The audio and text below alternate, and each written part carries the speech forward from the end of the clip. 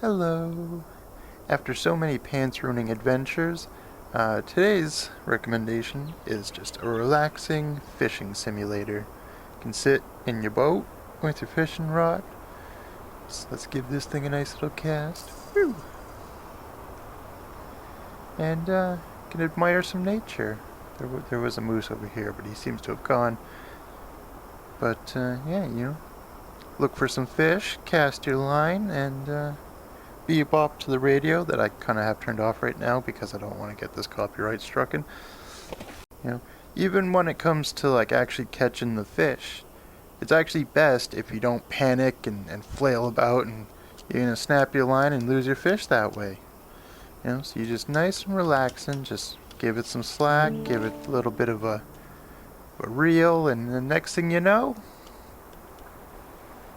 you caught yourself a fish. Now, you do have missions that you could do, You could, say for example, one of my missions is go fishing at the waterfall, which is one of my favorite spots, so I'm absolutely going to do that. But that's just for extra money and stuff, and you can use your money to buy sandwiches, beers. Skipping rocks are actually kind of free. You can get yourself a better radio, which again is off because copyright purposes. And you can get yourself some fancy dancy clothes, like a new hat, some new gloves, which I got the climbing gear even though you're not allowed out of your boat. Get yourself a sleeping mask so you can switch it to night if you want, because you can catch different fish at night, and a wide variety of hats. But ultimately though, the big appeal of the game is just relaxing, seeing some animals walk by, catching some fish, and the missions you don't really have to do. You can if you want, but ultimately, to me, the real appeal of this game is the wide variety of different places. We've got like the cliffs over here, we've got some reeds, then of course we've got a beach with some delightful mountains and a bit of forest range. A nice little tent with a nice little wooded area. There are some delightful arches. Nice little patch of forestry with some wild animals that might come and join you. And that's that aforementioned waterfall. Of course, there's also skipping rocks if you just want to give one of those a toss and enjoy watching it skip away.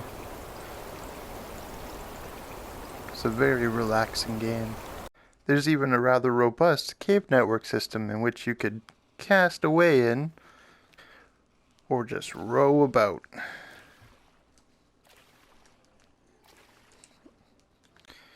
Even inside the cave, there are still some quite lovely spots to see and enjoy a bite to eat. Delicious. The cave has a little bit of something for everyone. Perhaps a little art and ambiance.